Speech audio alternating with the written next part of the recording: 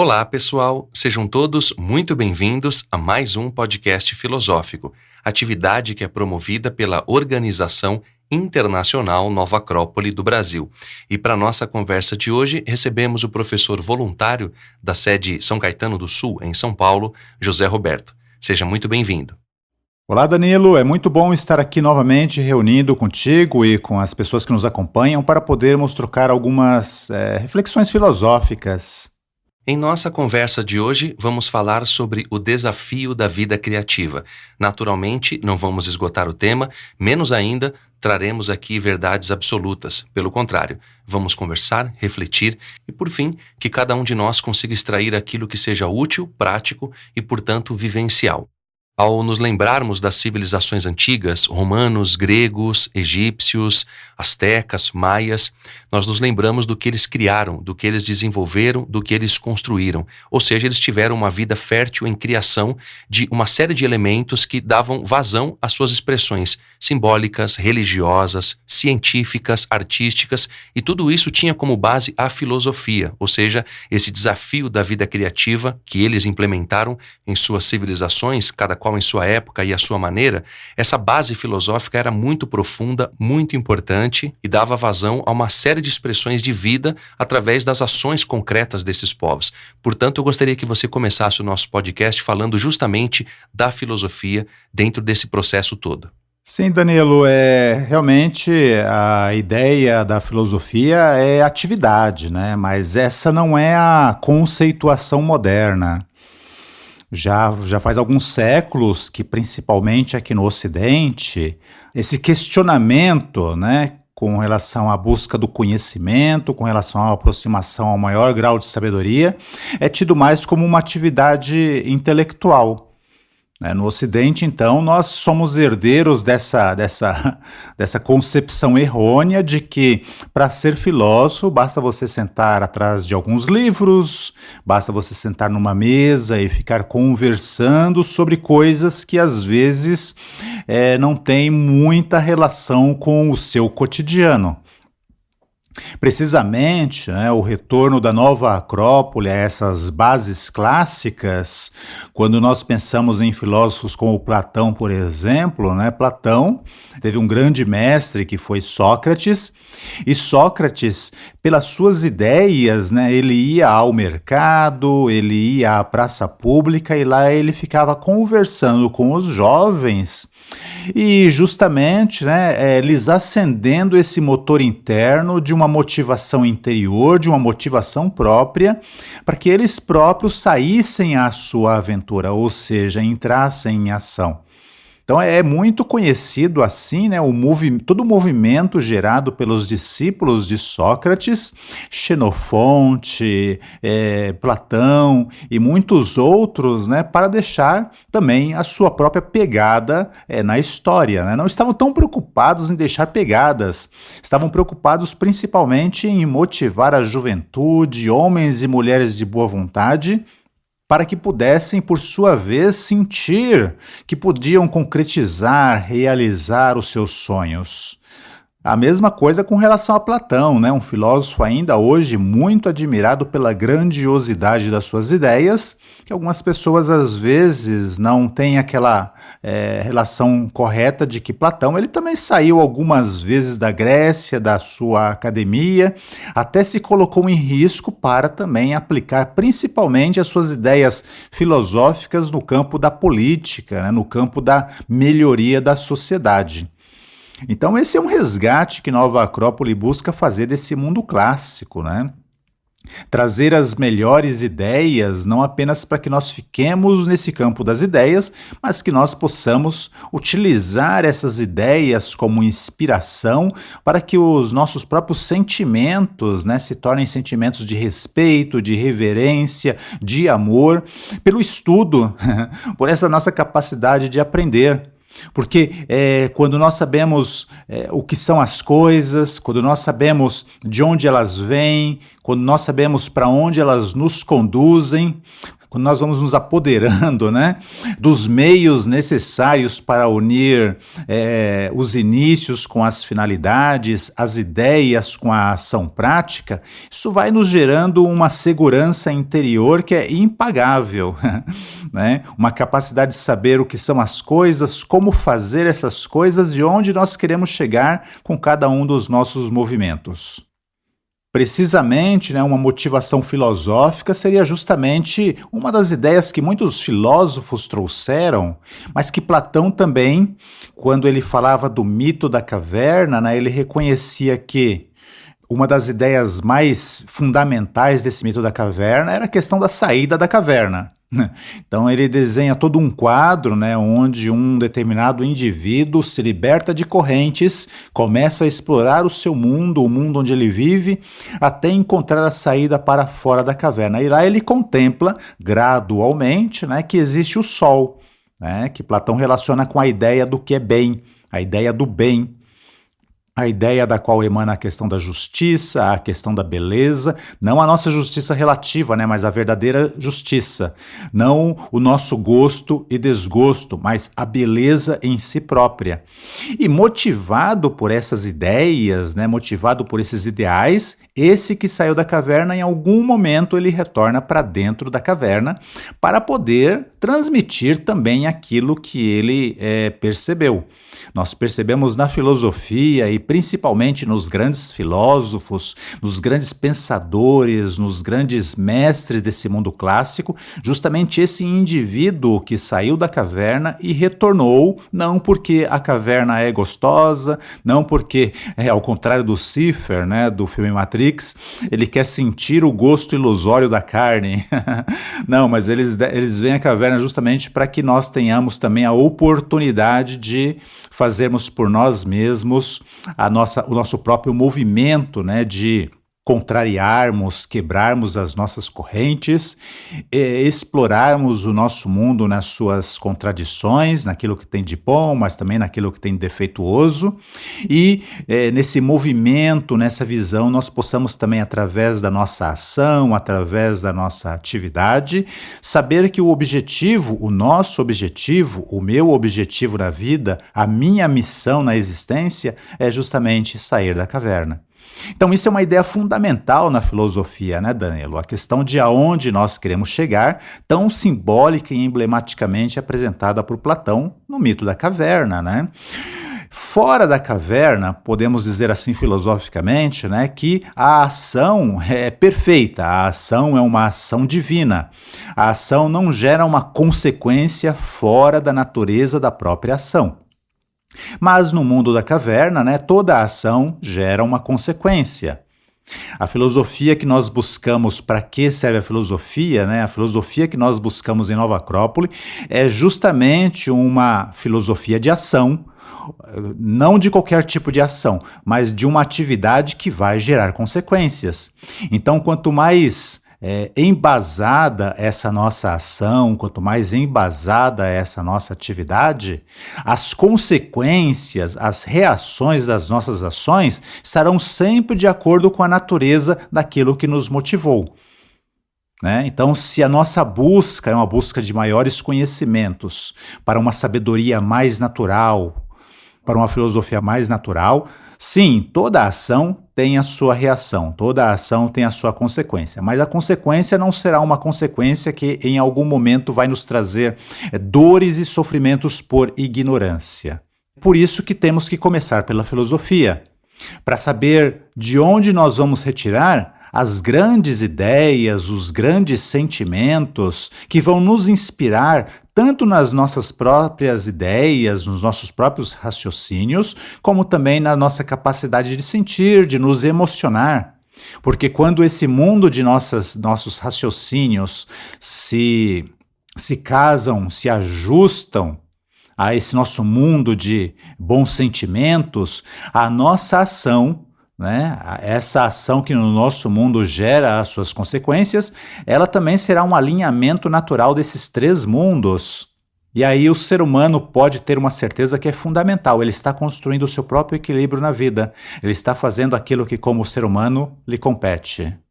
Você citou Sócrates, José Roberto, e essa questão que eu vou lhe fazer vai justamente de encontro a esse modelo de ideal humano, ou seja, o Sócrates é uma referência para a humanidade, tanto é que ele é uma das figuras mais conhecidas da história da humanidade. Na obra do Xenofonte, onde ele relata feitos memoráveis do Sócrates, ele fala muito das virtudes, ou seja, da ação moral, coerente e prática daquilo que ele falava, ou seja, o Sócrates não só falava sobre a filosofia, mas ele a vivia. E ele tinha uma virtude muito especial que era a humildade. Ele admitia que não sabia e que buscava saber. E é algo curioso porque hoje a gente pensa que sabe tudo, quando na verdade a gente precisa aprender muitas coisas. E essa ideia da filosofia, ou esse ideal da filosofia, é um caminho a se seguir, ou seja, toda filosofia começa por um ideal. E um ideal não é fácil de definir, tampouco o ideal da filosofia. E quando a gente pensa no filósofo, a gente tem muito aquela ideia ainda da estátua do Rodin, do pensador, onde a gente senta e fica pensando sobre as coisas, só lendo, e não aplica aquilo que a gente lê, a reflexão, a vivência, a prática daquilo que a gente entende sobre as coisas. Ou seja, é uma visão bem errônea do que significa o filósofo. Eu gostaria que você falasse desse ideal da filosofia e também as mudanças que ele traz para nós enquanto seres humanos e o que a gente deve fazer conosco no sentido de nos melhorarmos através desse ideal e também pelo mundo em que vivemos, porque é um processo de mão dupla. Gostaria que você falasse um pouco sobre isso. Nós como seres humanos, né, chegamos numa época da nossa sociedade, chegamos numa época do próprio cidadão individual em que as respostas têm que não apenas serem racionais, né, Danilo, mas tocar o nosso próprio coração, tocar a nossa própria capacidade de sentir que nós podemos mudar as coisas, né? Mudar as coisas a partir de nós mesmos, principalmente, porque nós somos herdeiros de vários séculos em que exteriormente, seja na política, seja na ciência, seja em qualquer outro campo de atividade, há muitas ações até de boa vontade para se mudar o contexto social, o contexto político, o contexto econômico dos povos, mas isso gera frutos, gera resultados por um tempo, mas são ações, são atividades que parecem carecerem de um planejamento a longo prazo, não levam certos elementos em consideração. Ministramos aí regularmente, né, para as turmas que se inscrevem, para as pessoas que querem fazer o curso de filosofia, leva um pouco de tempo para até cair a ficha de que filosofia ou a atividade promovida por uma vivência filosófica não é só a ação, né? As pessoas veem aí nos meios de comunicação as atividades promovidas pelas escolas da Nova Acrópole e assim, são atividades realizadas também por muitas outras entidades, né, por muitas outras associações. Não é nem melhor, mas também não é pior. Então é isso, nós também atuamos, mas toda a ação em Nova Acrópole, né, toda a ação voluntária em Nova Acrópole, dos professores, das pessoas que recebem e atendem as pessoas, tanto nas cafeterias como nas recepções, são um segundo passo, porque o primeiro passo é cada um dos voluntários, né, que quer de alguma maneira colaborar com essa escola de filosofia, entender por que isso é feito, né? Entender a partir principalmente de si mesmo, de um ideal de busca de aperfeiçoamento, de compreensão dos mistérios do ser humano e dos mistérios da vida. O que é que tem a ver, às vezes, né, a pessoa que recebe os visitantes na recepção com os grandes mistérios da vida? Pois é uma construção. Há que saber algo a respeito de que as nossas ações, elas se conectam com a resposta desses mistérios, as pequenas respostas, talvez não as grandes, mas as pequenas respostas, essas que fazem com que quando eu estiver trabalhando, quando eu estiver em família, perfeito, eu atue com um pouco mais de serenidade, eu atue com um pouco mais de compreensão, eu encontre as pessoas, como dizia Marco Aurélio aí, né? Eu encontre as pessoas que serão diferentes, que serão muitas delas chatas, que serão muitas delas exigentes, que serão muitas delas serão críticas, né? Mas eu entendo que eu e eles fazemos parte da mesma humanidade, apenas que eu estou buscando realizar em mim, né, um ideal de enriquecimento da minha própria condição de vida. Como você mesmo colocou, melhorar o meu próprio comportamento. A outra pessoa não necessariamente ela está seriamente comprometida com isso. Então é isso, né, Danilo? Quando nós falamos em uma filosofia em atividade, uma filosofia que nos leva à ação, nós não estamos falando de qualquer tipo de ação e qualquer tipo de atividade. Também não estamos falando simplesmente de fazer coisas, né, coisas que tenham um resultado imediato, cotidiano. Filosofia, quando trata da ação para a melhoria do ser humano, e isso isso não é uma invenção da nova Acrópole, né? Isso é fruto de uma investigação justamente dessas grandes tradições filosóficas que buscamos resgatar, vivenciar a partir da ação desses grandes filósofos. A ação, ela deve se dar a nível mental. A ação que nós mencionamos, ela também deve se dar a nível emocional, a nível do mundo dos sentimentos. A ação, ela deve compreender propriamente o mundo das energias, né, o mundo da nossa vitalidade. E também, finalmente, a ação, ela deve também envolver as coisas pragmáticas, as coisas concretas que nos cercam. Então, o que é que a filosofia, o que é que um ideal deve fazer por nós, né? No campo mental, deve nos ajudar a ir eliminando dúvidas, a ir esclarecendo alguns conceitos. Quando Platão fala, por exemplo, de justiça, há que entender o que é que ele entende por justiça e relacionar um pouco essa questão da justiça com a natureza, né? Porque a natureza é o maior exemplo de justiça que nós temos. Não necessariamente conectada com a nossa definição, a nossa vivência cotidiana de justiça, que às vezes é muito injusta.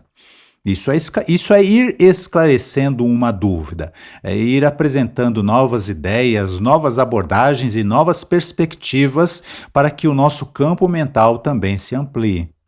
Um ideal filosófico deve fazer pelo mundo das nossas emoções e sentimentos irmos substituindo o nosso gostar e não gostar de fazer as coisas pelo prazer de saber que ao realizarmos algo nós estamos construindo também uma forma de prazer, mas um prazer por cumprir o nosso dever como seres humanos. Estamos falando da justiça, né, da justiça como ideia, mas a justiça como sensação, a justiça como uma emoção, a justiça como um sentimento. Ou seja, quando eu atuo com respeito a ti, ainda que você pense diferente de mim, ainda que você seja mais chato que eu, ainda que minha mãe, né, me ache mais bonito que você, né, ou a sua mãe te ache mais bonito que eu, e te respeito, apesar dessas diferenças, isso também é respeito, isso também é sentimento. Isso deve me gerar uma alegria, isso deve me gerar um prazer, né? As nossas diferenças muitas vezes podem não ter solução, mas isso não deve afetar. Eu não gosto da maneira como você faz as coisas, mas isso não deve afetar o meu prazer de tratar você com respeito como um ser humano. Um ideal também deve atuar na nossa energia vital. A vitalidade sempre foi relacionada com o movimento. Então, por exemplo, na questão do dinheiro, né, na questão da riqueza, devo utilizar também os meus recursos, por exemplo, para adquirir bons livros, ter uma sabedoria nesse ponto para escolher, dentro do possível, alimentos que sejam saudáveis. Realizarmos uma luta cotidiana contra a nossa preguiça, contra a nossa comodidade, né, contra aquilo que é mais fácil. Porque isso, voltando à questão da ideia, isso também é ser justo para comigo mesmo. É justo até para com a ação que eu quero fazer exteriormente, né, porque eu vou poder oferecer as minhas melhores energias. Se eu compro bons livros, tenho a oportunidade de, pela leitura, ir enriquecendo também os meus conceitos, né? Não fico só dependendo do que eu ouço, não fico só dependendo da aula que eu tenho.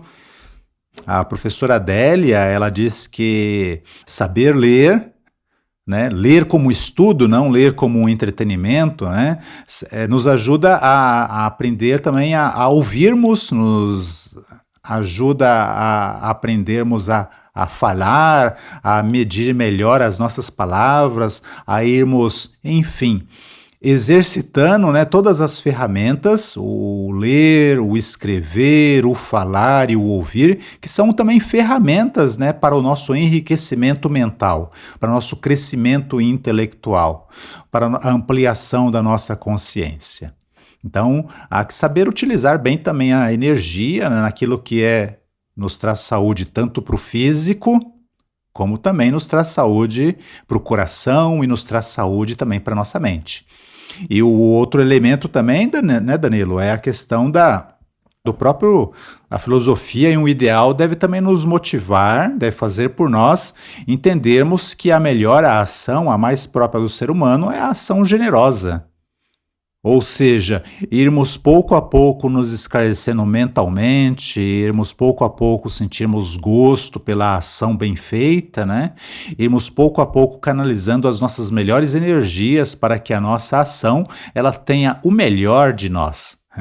Né? O professor Adelantado, que é o nosso diretor internacional, ele diz que para convivência nós temos que exercitar os nossos melhores valores. E os nossos melhores valores vão se enriquecendo quando a nossa atividade mental, a nossa atividade emocional, os cuidados que nós temos com a nossa vitalidade e as nossas ações vão se qualificando cada vez mais. Aí nós estamos oferecendo não apenas um presente para a sociedade em que nós vivemos, mas 4 presentes. Um feito de um material de cada uma dessas ricas dimensões interiores. Tem um outro ponto, José Roberto, bastante relevante que a gente precisa tratar, que é a ideia dos clássicos. Nós falamos sempre dos filósofos clássicos, dos grandes mestres e mestras da humanidade, das grandes civilizações, dos períodos que nós chamamos de clássicos porque trouxeram uma relevância do ponto de vista cultural, científico, artístico, religioso, político também. E isso é muito importante porque, às vezes, a gente pode ter uma imagem de que falar de clássico é falar daquilo que é velho ou antigo, ou seja, traz uma ideia equivocada também de nostalgia. Não é que a gente só vai falar do que é antigo ou só o que é antigo é importante, mas a gente tem como base aquilo que deixou um legado atemporal, relevante. Quando a gente fala de uma música antiga que é boa, a gente não se preocupa com o tempo que ela foi composta ou a época em que essa música fez sucesso, porque ela é um clássico pela sua atemporalidade. Eu gostaria que você falasse da importância dos clássicos para que a gente refletisse esse processo histórico, claro, projetando um futuro que nós estamos presentes nesse momento e que vamos projetá-lo com a inteligência de extrair o que foi melhor do passado em vistas a construir um futuro melhor baseado no que nos ensinaram essas antigas culturas e civilizações. Sim, Danilo, e principalmente, né, na Escola de Filosofia Nova Acrópole, nem é qualquer clássico, né, porque realmente explorar o passado nesse sentido seria uma busca infindável, como qualquer atividade que nós queremos fazer bem feitos, né? Então, há uma especificação e há uma especialidade também numa escola de filosofia como Nova Acrópole, né? Nós queremos resgatar o melhor dos clássicos, pelo menos para esse objetivo, pelo menos o que nós buscamos como modelo já iniciado com o nosso fundador, o professor Jorge Ângelo Livraga, né? Principalmente nos buscarmos aí a referência dos grandes filósofos da humanidade, né? Dos grandes mestres da humanidade, e esses mesmos que você colocou, né? A ação deles foi uma ação tão efetiva, falando e exemplificando coisas que são as mais apropriadas para a inspiração do comportamento humano, que passaram-se 2.000 anos, 3.000 anos, 4.000 anos, e nós ainda podemos retirar vitalidade de tudo aquilo que ficou-nos através dos livros, através das tradições. Então não é uma modinha que passou, né? Não, a gente vê que é uma árvore muito frondosa e que tem raízes bastante firmes na terra, né? Um amigo nosso aqui em São Caetano, ele foi fazer uma pescaria e ele me trouxe uma foto, né, que eu fiquei impressionado. Ele do lado de uma árvore que, assim, era gigantesca perto dele, né? E muito sólida, pelo que ele me disse também. E era uma árvore que tinha uma particularidade, né?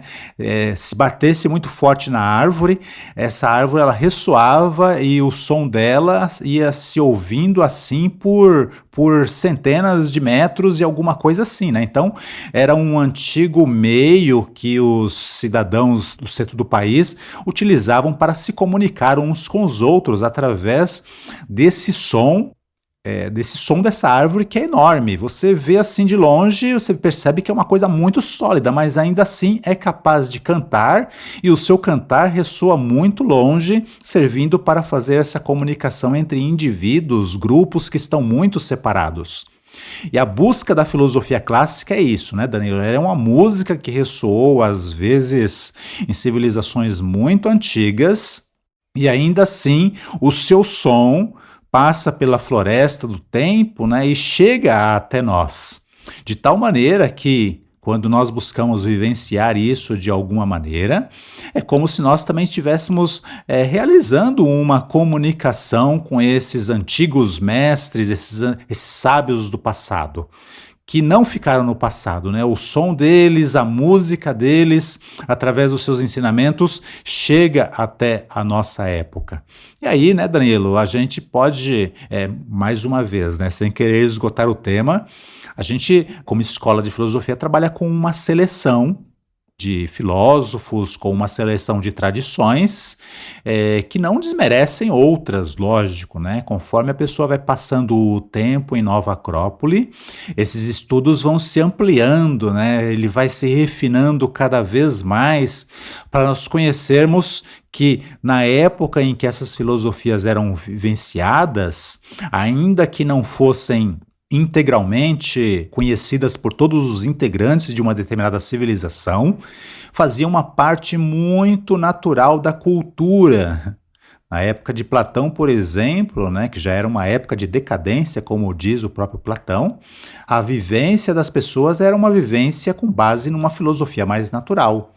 Então não era raro essas pessoas, até em uma maior quantidade, buscarem as escolas de filosofia da época para buscar também, por sua vez, se alimentar com princípios que lhes ajudassem não só a viver naturalmente, mas também a ir transcendendo os seus limites. Platão, por exemplo, é um dos filósofos que nós estudamos por conta de, bom, o que é que Platão não falou, né, Danilo? Ele falou sobre a justiça, ele falou sobre a educação, ensinou sobre a educação, ele ensinou algo sobre a ciência e a arte de conduzir os povos. Platão tira belos ensinamentos a respeito do amor, da imortalidade da alma. E é claro, não ficamos somente em Platão, né? Se bem que reconhecemos que Platão foi um filósofo muito extenso. Também vamos para a filosofia do Oriente, né? Seja a filosofia tibetana, seja a filosofia chinesa, seja a filosofia indiana, né? Porque ao contrário do que nós pensamos hoje, talvez não hoje, mas do som do passado vêm ricas tradições que hoje foram um pouco esquecidas, muitas foram distorcidas, mas que quando a gente resgata o sentido original desses sons, na nossa vida faz muito sentido. Por exemplo, o Bhagavad Gita, né, fala da eterna guerra na nossa vida contra os nossos defeitos. Quem nunca, né, Danilo? A mesma coisa a filosofia, através de um grande mestre como Siddhartha Gautama, o Buda, que nos fala sobre a questão de que a dor muitas vezes não é um mal. A dor, ela nos traz um esclarecimento do que nos falta.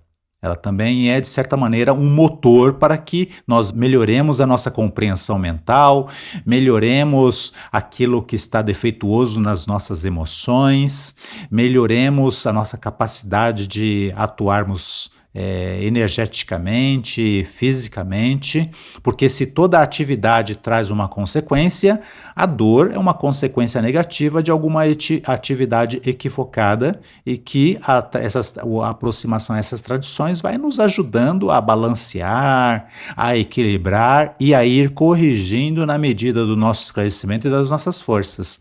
Perfeito? Então, basicamente é isso, né, Danilo? Porque os clássicos, porque os filósofos clássicos, porque é toda uma árvore muito sólida que as batidas que esses grandes filósofos e tradições souberam dar chegaram como som muito claro através do tempo, através do espaço até nós.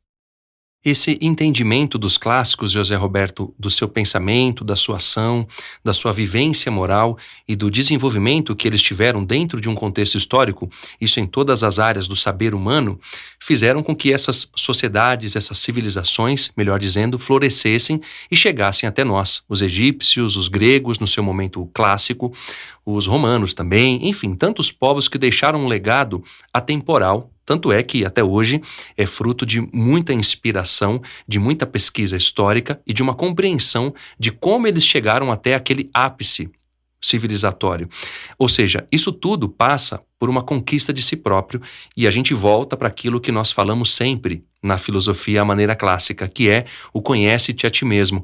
E esse conhece-te a ti mesmo é uma construção de si mesmo, ou seja, a gente vai se conhecendo através de um processo filosófico, claro, e vai compreendendo aquilo que nós devemos melhorar enquanto um comportamento. Exemplo prático. Ao tomar o banho, ao invés de eu colocar a minha toalha molhada na cama ou em algum lugar que ela não vai secar, eu coloco, lógico, no varal ou no lugar adequado para que ela seque.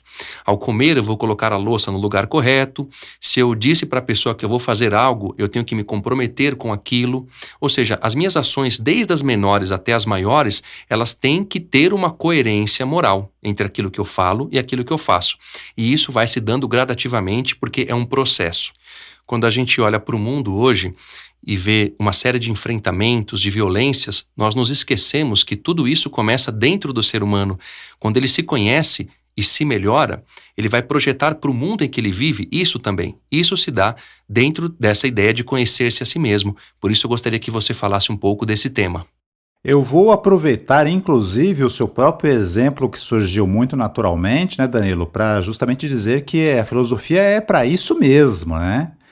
Nós estudamos essa questão do mundo das ideias, do mundo do arquétipo, onde, por exemplo, vive a ideia viva da justiça, a ideia viva da beleza. Nós também falamos e estudamos esses grandes filósofos, né, que, através dos seus ensinamentos, através daquilo que eles deixaram, nos chegam como uma conquista nossa, né, como gênero humano também.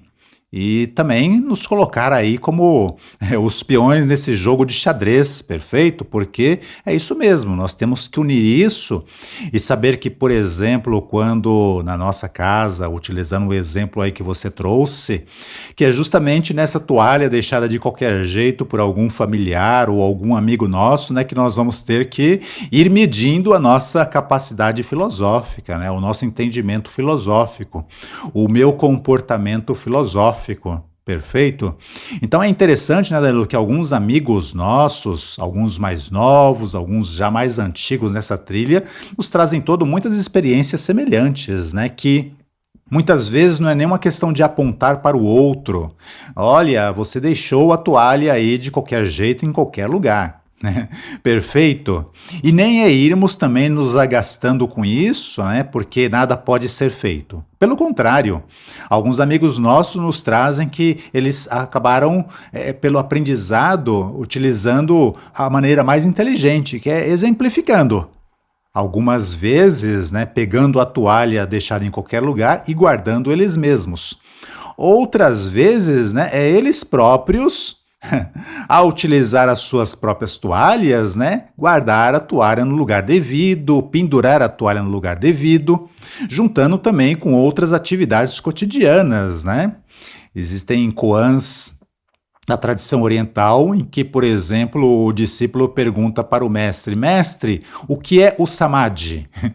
Ou seja, o que é a conquista espiritual? E o mestre simplesmente olha para o discípulo e diz o seguinte: você terminou de fazer a sua refeição? E o discípulo responde: sim, mestre, terminei de fazer a minha refeição. Pois muito bem, então pegue o seu prato, pegue os seus talheres e lave o seu prato e lave os seus talheres. Isso já é, dentro dessa visão oriental, ser espiritual, né? Porque é interessante, né, Danilo? É isso mesmo. Não é aprender alguma coisa que nos ajude, né, a criticarmos o mundo em que nós vivemos, porque vamos reconhecendo que estamos ficando melhor e o mundo talvez esteja indo num sentido diferente do nosso. Mas sermos capazes de, nas pequenas coisas, né, no nosso quarto desarrumado, na nossa louça suja, na nossa toalha deixada de qualquer maneira, nós somos capazes de nos responsabilizar pelo nosso comportamento e guardarmos a nossa toalha, arrumarmos o nosso quarto, não deixarmos para o nosso irmão, para a nossa mãe ou para o nosso pai. Nós mesmos nos responsabilizarmos por essas pequenas coisas. Assim como também lavarmos os utensílios, né, que nós utilizamos para as nossas refeições.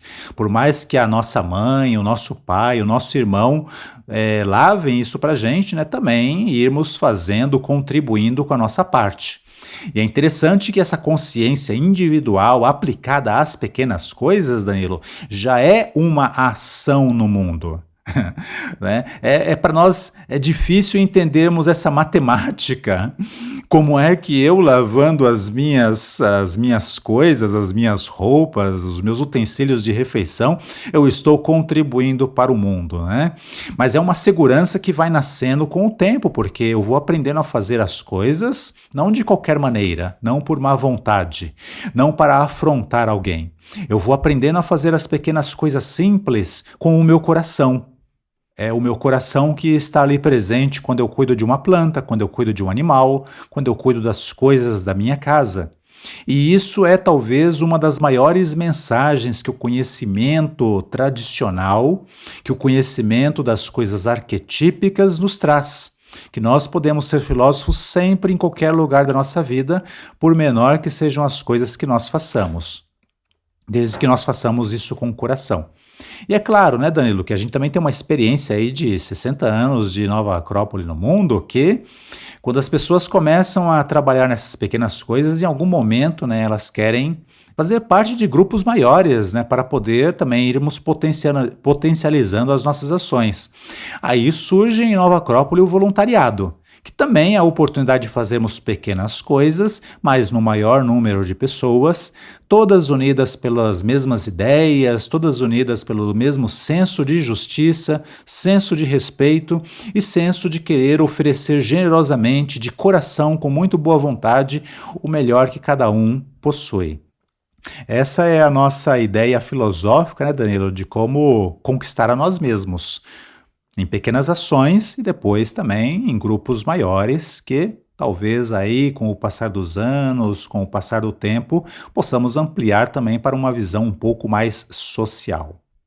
Durante a sua fala, José Roberto, você trouxe esse exemplo de que nós não estamos estudando filosofia para criticar o comportamento dos outros, algo nesse sentido.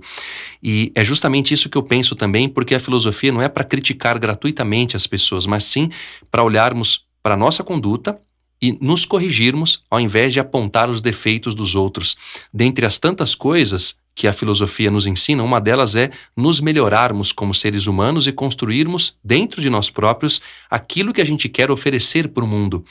Em suma, superando os nossos limites, a gente começa a entender a vida, o universo, as nossas relações com as pessoas que convivemos, que não convivemos, como um processo de crescimento humano. Então, gostaria que você falasse um pouco dessa superação de limites dentro dessa ideia da filosofia em ação para encerrarmos o nosso podcast de hoje.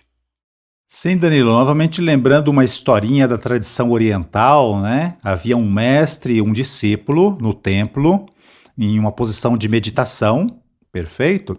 E lá fora começou a chover, e a chuva, obviamente, né, batendo nos objetos, ia produzindo seus sons. O mestre olha para o discípulo e pergunta: discípulo, com relação à chuva, como você pode se referir a essa questão da relação do indivíduo, do ser humano com o mundo exterior?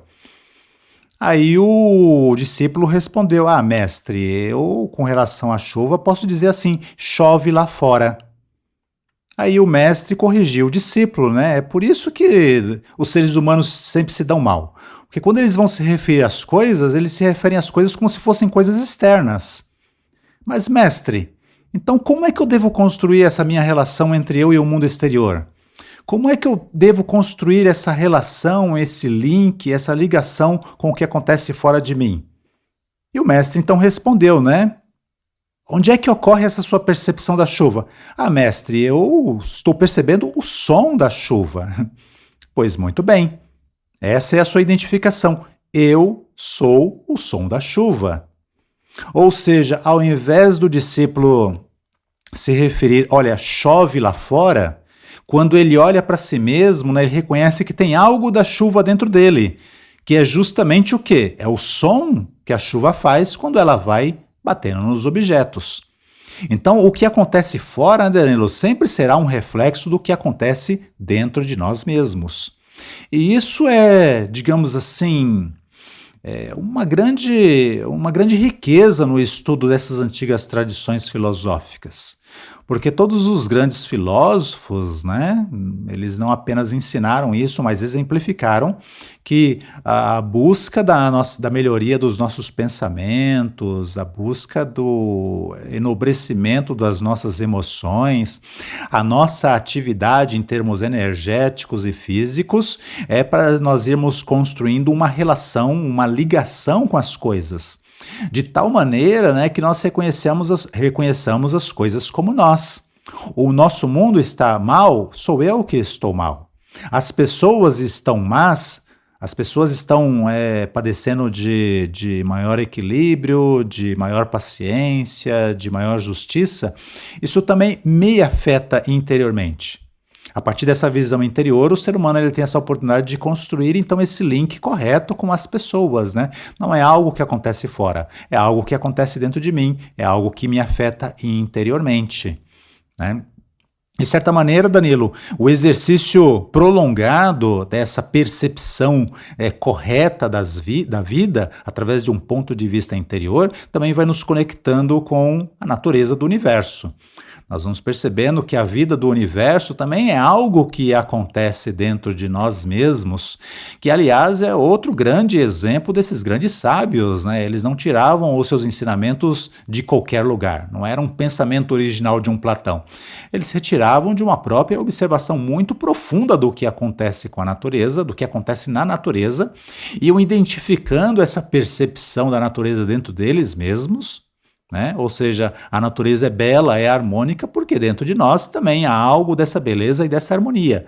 E através do estudo, através do exercício, através do estudo conectado com as nossas ações, né? Coerência com as nossas ações, nós vamos também nos identificando com essa força da natureza. E esse exercício da filosofia é o que nós podemos chamar de um exercício de reflexão. Então, é um exercício da filosofia para irmos ampliando a nossa reflexão nesse sentido. É um exercício que se dá através da cultura também, né? Ou seja, de um estudo eclético para nós irmos nos aproximando dessa visão em todas as épocas da humanidade. E também do voluntariado, né, Danilo? Que é a nossa maneira de colocarmos a filosofia em ação através do exercício generoso, onde nós temos a oportunidade de colocar em ação as nossas melhores reservas de energia, a nossa melhor boa vontade, para irmos também nos libertando aí dos limites da nossa própria cultura, né? Para nós irmos transcendendo os nossos próprios limites individuais e também os limites que são os da nossa sociedade. Isso faz com que a nossa visão ela se amplie. Nós sejamos capazes, então, de nos relacionarmos organicamente, desde essa visão interior, reflexiva de quem somos nós, qual a minha importância para o mundo e a sociedade em que vivo, né? E também qual é a minha conexão com a natureza e com o universo do qual, segundo todas as grandes tradições, eu como ser humano faço parte. Dessa maneira encerramos a nossa conversa de hoje. Novamente lhe agradeço a presença, José Roberto, e claro, desejo que seja sempre muito bem-vindo aqui no podcast da Nova Acrópole. Obrigado, Danilo. Gostaria aí de me despedir de todas as pessoas, fazendo esse convite, né, para que através do estudo da filosofia nós possamos resgatar as nossas melhores ideias, para que essas ideias, né, elas nos inspirem no campo emocional, no campo da energia, para que as nossas ações também sejam um reflexo da nossa filosofia interior em ação.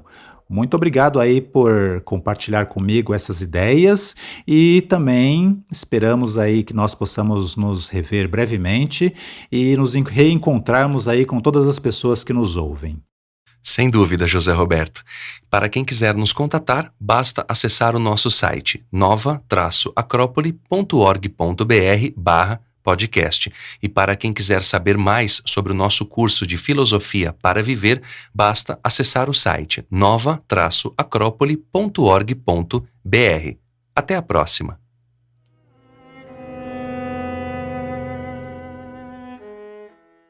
A trilha deste podcast é de autoria de Bela Bartok e chama-se Concerto para Viola e Orquestra, Opus Adagio.